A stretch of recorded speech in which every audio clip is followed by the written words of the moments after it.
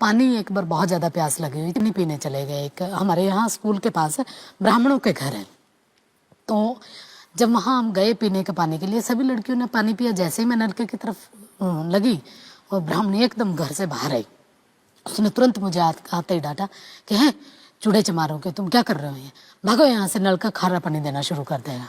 इतनी बुरी तरह से मतलब बोला, मतलब एकदम ठेठ, जो एक सीधा कास्टिज्म का जो बनता है। तब मुझे लगा कि कुछ है अलग जो इस वर्दी की वजह से है। मतलब अदरवाइज तो किसी को क्या पता कि मैं कौन से कम्युनिटी की हूँ। तो मुझे बड़ा गुस्सा आया, मैं घर गई, मैंने फटाफट अपना बस्ता फेंका और एकदम बंद कमरे में जाके बैठ के खूब रोई। तो मेरे चाचा मुझे बहुत प्यार करते थे, तो आए वो, उन्होंने कहा क्या हो गया। तो मैंने कहा आज के बाद मैं ये वर्दी पहन के नहीं जाऊंगी, इस वर्दी को या तो जला दो या फेंक दूंगी, मैं इस वर्दी को नहीं पहनना। तो मेरे चाचा पूछे बार बार कि क्या हो गया, मैंने उनको फिर पूरा बताया। तो मैंने मेरे चाचा से पूछा, उस एज में भी मान लो मैं पी लेती ये पानी तो सच में खारा पानी देना शुरू करता है ये नल का। तो मेरे पिताजी ने कुछ नहीं कहा, बस ये कहा कि कुछ नहीं बेटा, मैं तुम्हारे लिए सफ़ेद कपड़ा लेके आऊँगा वर्दी का, और तुम उसको पहन के जाना।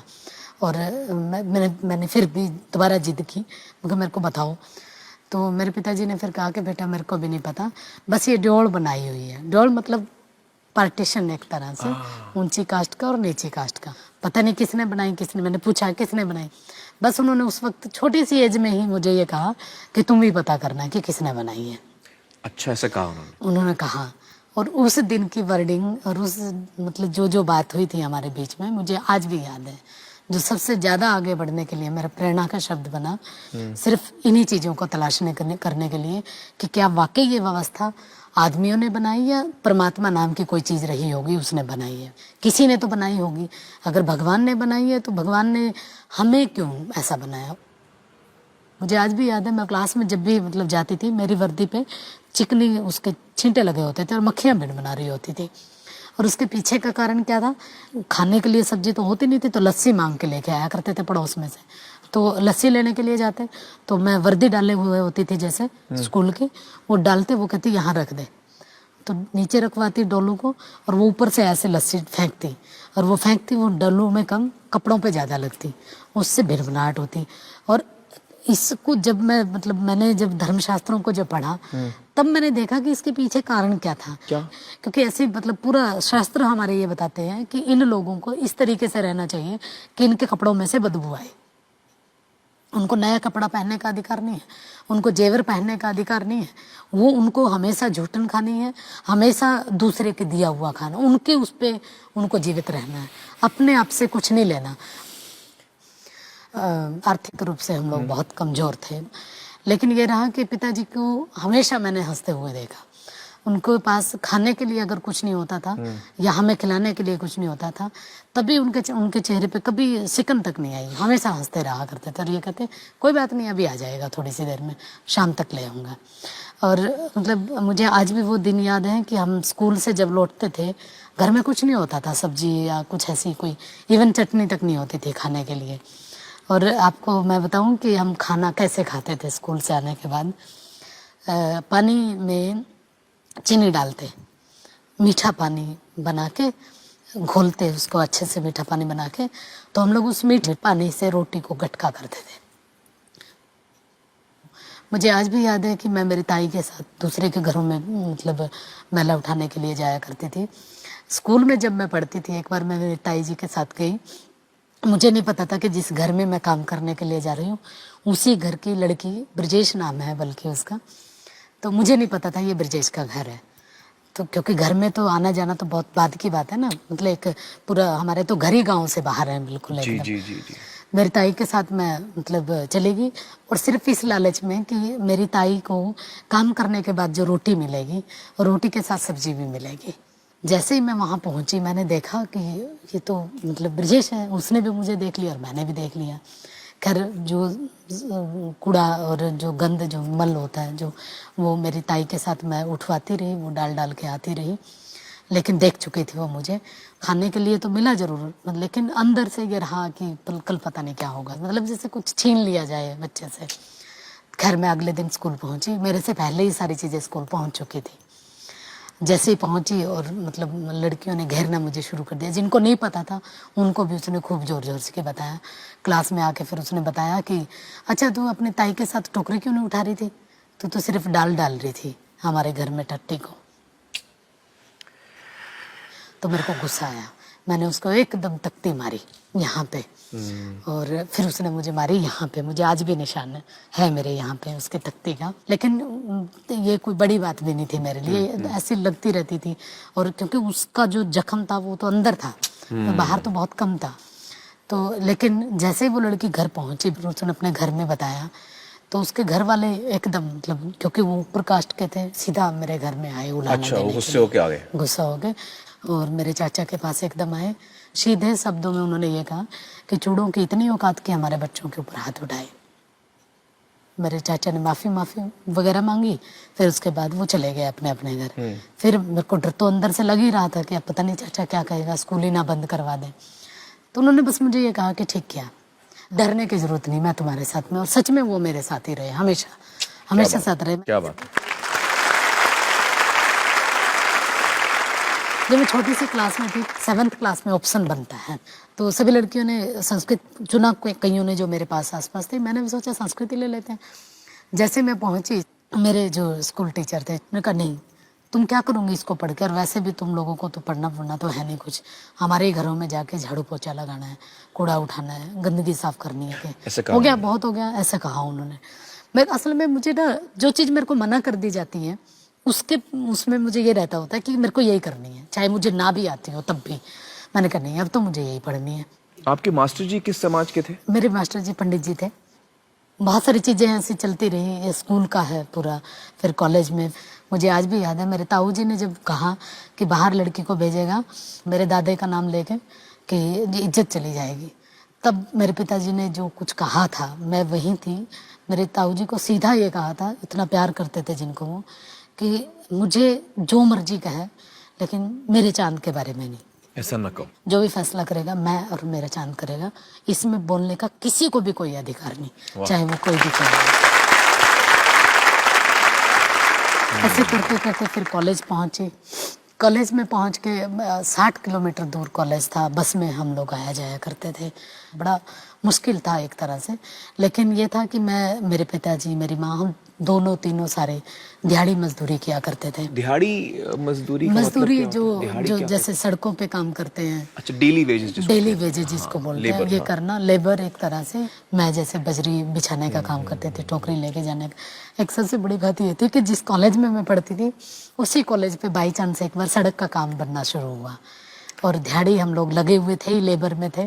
जैसे ही लड़कियां निकली उन्होंने तुरंत ये कहा, अरे अरे देखो देखो कौशल काम कर रही है, कौशल दिहाड़ी कर रही है।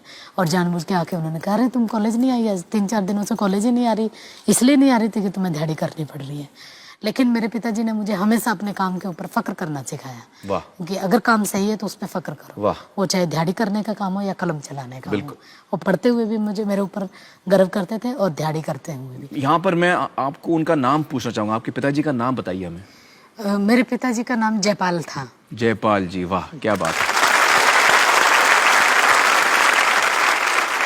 फिर ऐसे ही काम करते करते मैं पढ़ी, मतलब ग्रेजुएशन कंप्लीट हो गई। फिर मुझे कुरुक्षेत्र यूनिवर्सिटी से पोस्ट ग्रेजुएशन करनी थी। एमए के लिए पहुंचने के टाइम में ये मुझे पता था कि बहुत महंगा होगा, तो मैंने सोचा कि कुछ दिन नानी के यहाँ रह लेती हूँ। नानी के साथ कुछ दिन रही। मेरी नानी भी मैला उठाने का काम करती थी, तो मैं भी मेरी नानी के साथ काम पे जाया करती थी एमए के दौरान।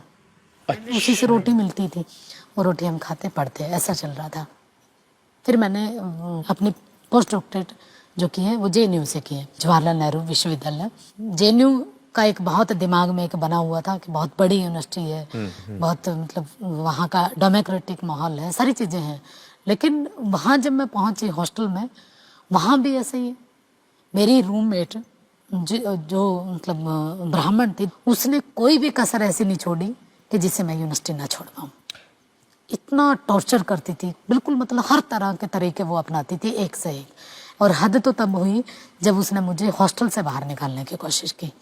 वो ये चाहती थी कि मैं उसका रूम छोड़ दूँ। लेकिन खैर लास्ट में उसने मुझे जाते जाते ये कहा कि एक भंगी के साथ रहने से अच्छा है कि मैं इसको, मतलब मैं ही रूम खाली कर दूँ। तो जेएनयू में भी, दिल्ली में भी आपको ऐसी चीजों का इसी सामना तरीके करना से, मतलब आप ये देखिए ना, हॉस्टल में इस तरीके से हो रहा है। और फिर उसके बाद इससे कई गुना कड़वा सच जब मैंने सुना, जिस बेंच पे मैं बैठती होती थी, ये कहा जाता था कि अगर जिस दिन किसी को ये पता लगा कि कौशल की ये कम्युनिटी है, जिस बेंच पे ये बैठती है, उस बेंच को हवन से शुद्ध करवाना पड़ेगा, उसको धोना पड़ेगा। और ये बात मैं ही सिर्फ नहीं जानती, मेरे गाइड भी जानते हैं। मैंने मेरे गाइड को सामने आके बताया कि ऐसे ऐसे करके एक स्टूडेंट मेरे बारे में ये कह रहा है। उस दिन के बाद मुझे लगा वाकई कि जेएनयू में आने का भी कोई फ़ायदा नहीं हुआ। उस दिन मैं वाकई जेएनयू छोड़ने का विचार किया, लेकिन बस पिताजी ने मुझे जाते जाते भी एक ही बात कही थी कि तुम्हें कोई कुछ भी कहता रहे, बस अपनी लाइन से नहीं हटना। अगर तुम अपनी लाइन से हटी तो कुछ नहीं कर पाओगे। कौशल जी, मैं यहाँ कहना चाहूँगा, काश हिंदुस्तान में सारी बच्चियों को आप जैसे आपको पिता मिला है, उस जैसा पिता मिले। ये तो मुझे, मतलब मैं ये कहूँगी कि हर बेटा बेटी को ऐसे माँ बाप मिलने चाहिए। और आज मैं ये भी कहूँगी, आज यहाँ पहुँच के, हर माँ बाप को बेटी भी ऐसे ही मिलनी चाहिए। इसलिए क्योंकि आज मैं जो कुछ हूँ, अगर मेरे पिताजी मुझे वो ललक पैदा नहीं करते मेरे अंदर, तो मैं यहाँ तक नहीं पहुँचती। और मुझे अपने आप पे गर्व इस बात का है कि मैंने आज सब कुछ किया है वो जो मेरे पिताजी ने चाहा था। बस फ़र्क इतना है कि मैंने जिसके लिए किया वो आज नहीं है।